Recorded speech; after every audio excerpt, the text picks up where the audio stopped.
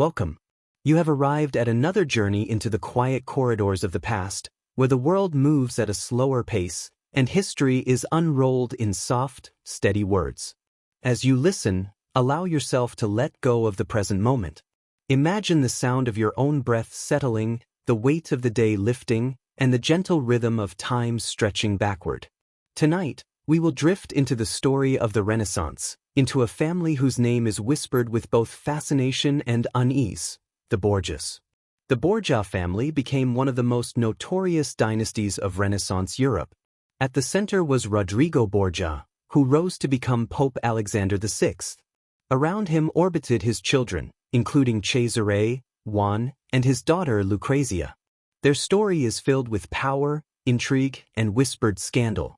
The darker corners of their legacy, accusations of corruption, manipulation, and even incest, were spoken of in hushed tones then, and are still debated today. But rather than rushing to the sensational, let us begin slowly.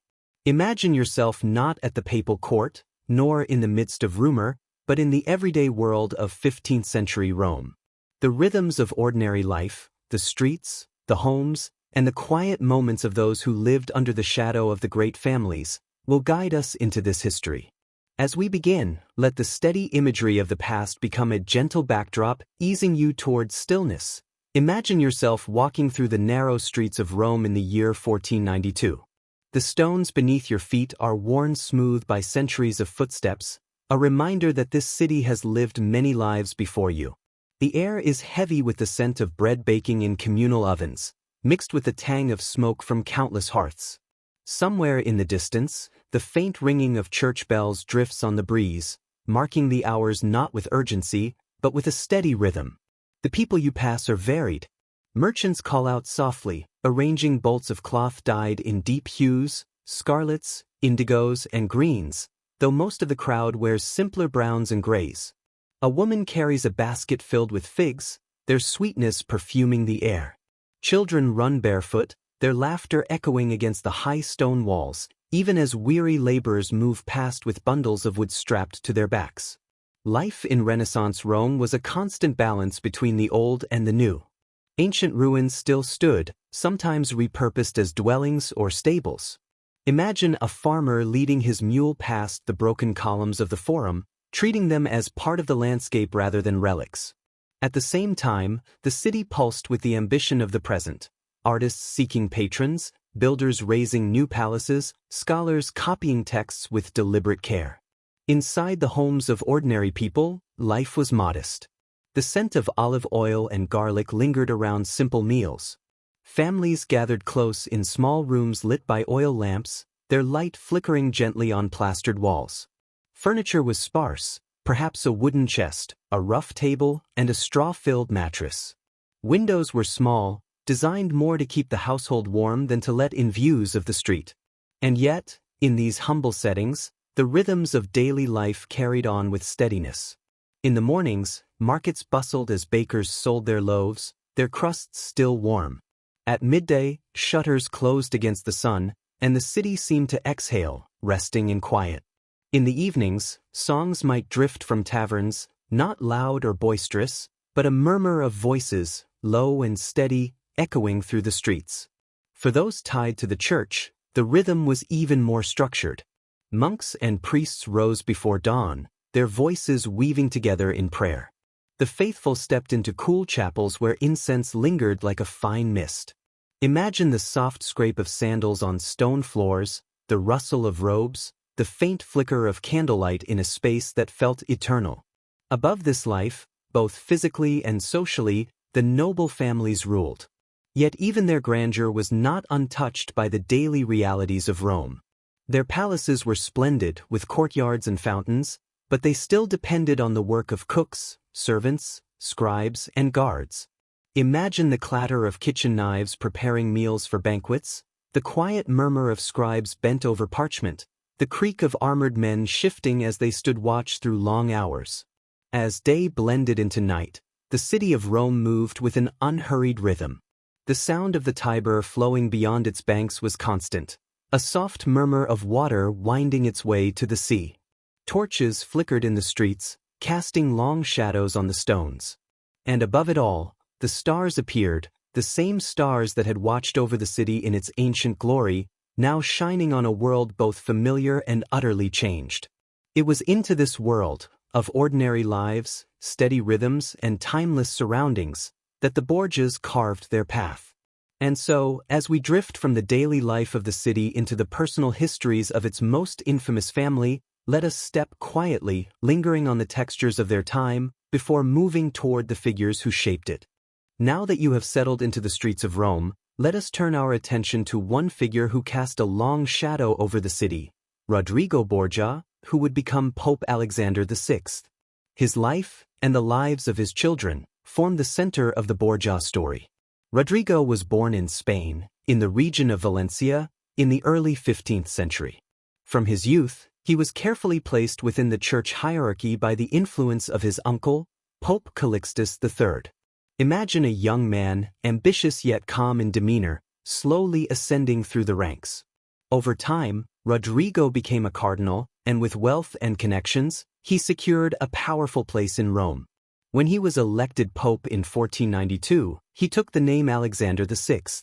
His papacy came during a period when the position was not only spiritual but deeply political. To be pope was to govern not just the souls of Christendom, but also the papal states, armies, and alliances. The church was meant to represent holiness, yet it was entangled in the ambitions of dynasties and kings. Rodrigo understood this balance intimately. Unlike many clerics, Rodrigo did not live a life of celibacy. He fathered several children, and rather than hiding them, he embraced them openly. His most famous children were Cesare, Juan, Jaffer, and his daughter Lucrezia. Each became part of his strategies, woven into the fabric of politics and power. Cesare, perhaps the most famous, was first guided toward a career in the church. He was made a cardinal at a young age, though his restless energy pulled him toward the world of arms and governance. Imagine him dressed in cardinal's robes, yet with the bearing of a soldier, his eyes already drawn to battlefields and political maps. Juan, another son, was made captain general of the papal forces. He was considered Rodrigo's favorite, and with that favor came both opportunity and danger. In the intricate world of alliances, to be favored was as perilous as it was beneficial. Lucrezia, Rodrigo's daughter, became the focus of alliances through marriage. Her unions were carefully arranged, each chosen to strengthen the Borgia position. Yet her life was not simply that of a pawn. Accounts of her intelligence, beauty, and adaptability suggest a woman capable of navigating the complexities around her. Imagine her at the papal court, dressed in fine silks, her presence calm, yet her position precarious. Together, the family lived at the heart of Rome's power. Their palaces were filled with courtiers, with the soft shuffle of servants, and the echo of foreign ambassadors moving through grand halls. At their banquets, music drifted across candlelit rooms, and silver goblets caught the glow of flames. Yet behind these walls, there were constant whispers, rumors of poison, of plots, of unnatural relationships. Among the most troubling whispers were those of incest, accusations that Pope Alexander had entangled his daughter Lucrezia in relationships both with himself and with her brother Cesare. Historians debate these claims. Some argue that they were little more than slander spread by rival families, meant to tarnish the Borgias' reputation. Others point to patterns of secrecy and strange circumstances around Lucrezia's marriages as possible evidence. What is certain is that these rumors clung to the family. Imagine standing in a Roman marketplace, hearing hushed voices speculate about the Pope and his children. The stories spread like smoke, filling the city with unease. To the ordinary people of Rome, the papal family was both a spectacle and a source of fear, embodying power that felt distant yet ever-present. For Pope Alexander, the line between the sacred and the worldly was blurred. He presided over Mass, his voice echoing in the grandeur of St. Peter's, while at the same time plotting political alliances in back rooms filled with maps and parchment. He blessed pilgrims even as he schemed with monarchs. To him, the papacy was not a retreat from the world, but the most powerful seat within it. The life of Alexander VI was thus a life of duality, a man who carried both the authority of the church and the ambitions of a dynasty. His children were not hidden but displayed as extensions of his will. Cesare with his military strength, Juan with his favored role, and Lucrezia with her strategic marriages, all were threads in a tapestry woven by their father. And yet, woven alongside ambition was scandal. The rumors of forbidden relationships, whether true or false, became inseparable from the Borgias' story. They haunted their legacy, shaping how the family would be remembered for centuries. As we rest on this portrait of the Borgia household with its grand halls and whispered secrets, we prepare to move deeper, not just into the lives of these individuals, but into the mysteries and cultural echoes that surround them. As centuries have passed, the Borgias have remained a subject of fascination. Their name is almost synonymous with intrigue, scandal, and whispered rumors. And yet, when we peel back the layers, we find that much of what we know is shaped as much by perception as by fact. The Renaissance was an age of reputation. Families competed not only on the battlefield or in politics but also through the power of stories. To discredit a rival could be as effective as defeating them in combat. And so, the Borgias became a canvas onto which enemies painted tales of corruption and depravity. Among the most persistent were the accusations of incest. Pope Alexander was accused of fathering children by his daughter Lucrezia. Lucrezia herself was said to have been entangled with her brother Cesare. These stories spread rapidly, whispered through the streets of Rome and repeated in the letters of ambassadors. Imagine a Venetian envoy at a candlelit desk, pen scratching against parchment, carefully recording rumors to send home. His words would carry weight, regardless of whether they reflected truth or invention. But what evidence survives? Historians have long debated this. Some point to the close bond within the Borgia household as fuel for suspicion. The Pope was unusually public about his affection for his children, and Lucrezia often appeared at his side in courtly ceremonies. For some observers, such visibility was unsettling, and it became fertile ground for darker interpretations. Other accounts were more elaborate. Some suggested that Lucrezia possessed a ring with a hidden compartment for poison, used to dispose of enemies. Others claimed she presided over decadent feasts where morality dissolved into excess. Yet when we look closely, much of this evidence comes from hostile sources, written by those with reason to tarnish the Borgia name. Archaeology provides us with glimpses of their world but no proof of these darker rumors. Excavations in Rome and the Vatican reveal the grandeur of their residences, walls adorned with frescoes, floors of colored marble, and private chapels filled with quiet light. These spaces reflect wealth and ambition, but not the secrets whispered about within them. The stones remain silent, leaving us with only written records and imagination. What is certain is the cultural impact these rumors created. The Borgias became symbols. In plays, novels, and later films, they were cast as archetypes of corruption and forbidden desire. Lucrezia, in particular, was transformed from a historical figure into a mythic character, sometimes the innocent victim of her family's schemes, at other times the dark enchantress wielding beauty as a weapon. Cesare, too, was mythologized, portrayed as both a ruthless strategist and the possible object of his sister's affection. This blending of history and myth reflects something deeper about human memory. The past is not preserved in clarity, but in layers of fact, interpretation, and imagination. The Borgias lived in the 15th century, but their image has lived on for 500 years, continually reshaped. Imagine yourself once more in Renaissance Rome, hearing a story whispered in a marketplace. You do not know if it is true, but the very act of hearing it colors your perception. You see the family differently, and perhaps you pass the rumor along. In this way, truth and fiction merge, becoming inseparable. And so it is with the Borgias. Did Alexander truly bind his daughter to himself and his son? Or was it the invention of rivals, a cruel distortion meant to undermine a powerful family? We cannot say with certainty. What we can say is that the rumor itself became part of their reality, a shadow that followed them through life and beyond. Even now, when we speak their names, the whispers echo. They remind us that history is not only what happened, but also what was believed, feared, or imagined. The mystery lies not only in the past itself, but in the way it is remembered. As we leave behind these uncertainties, we will turn next to contrast.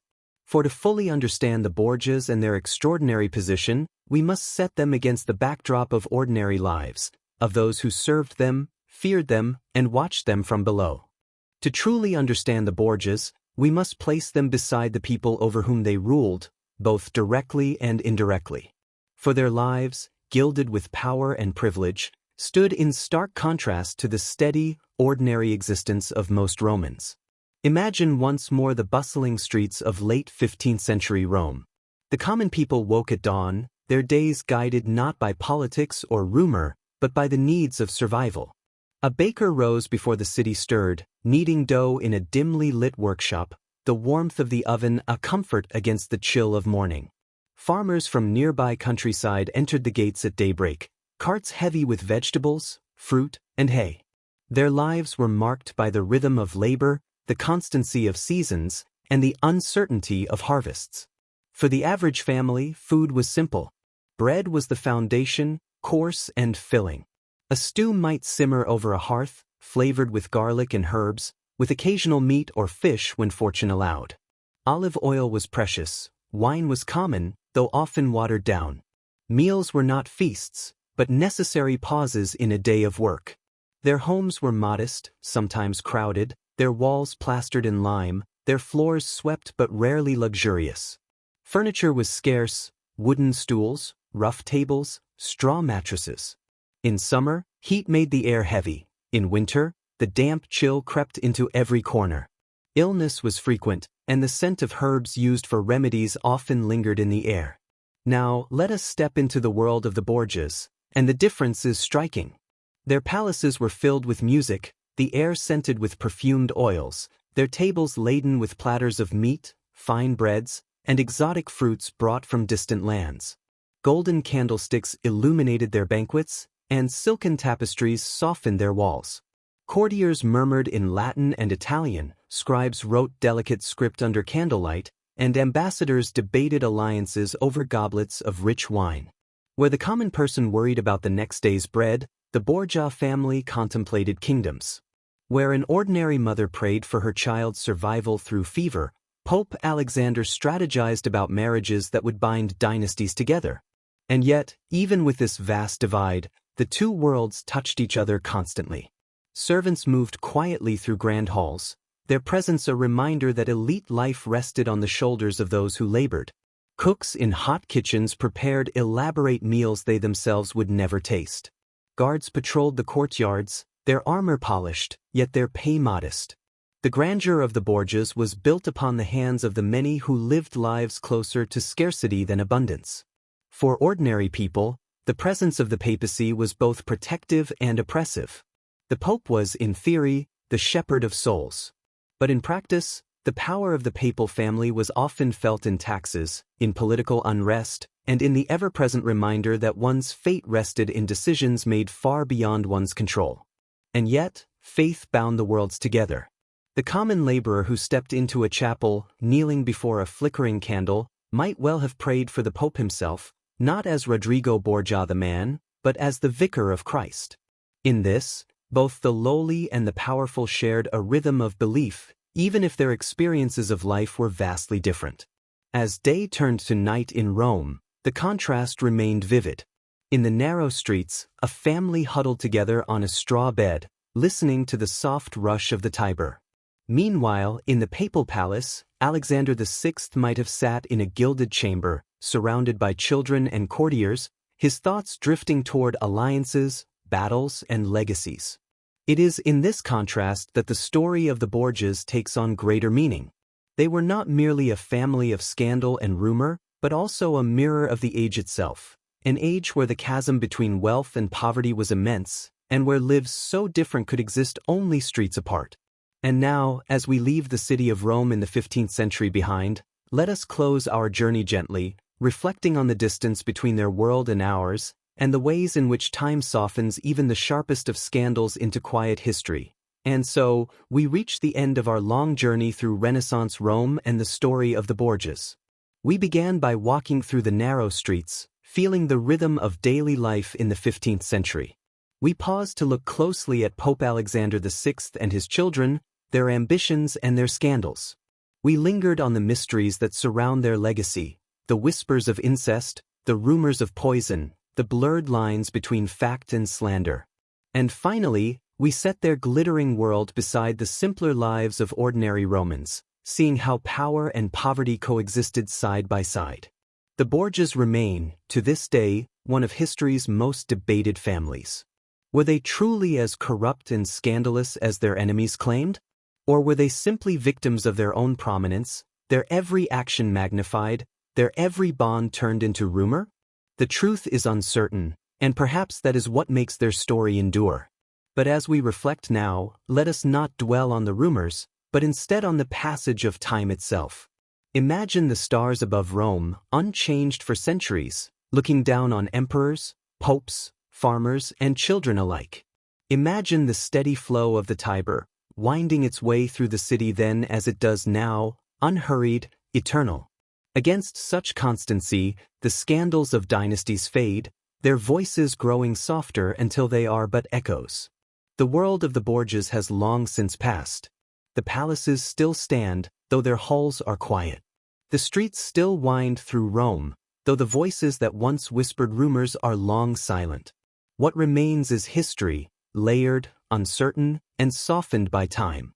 As you rest now, you can let these stories drift into the background. Think of the rhythm of life then, the bells marking the hours, the steady steps of people on stone streets, the flicker of torches, the hush of voices in chapels. The past becomes a gentle lullaby, reminding us not only of how different life once was, but also of how steady and familiar its rhythms remain. And now, as this journey closes, let your thoughts slow, like the fading of a candle flame. Let the quiet weight of history settle into stillness, and allow yourself to drift into rest. The Borgias, their world, their mysteries, all remain behind us, part of the endless fabric of time. Before you lies only calm, the soft comfort of the present, and the peace of sleep.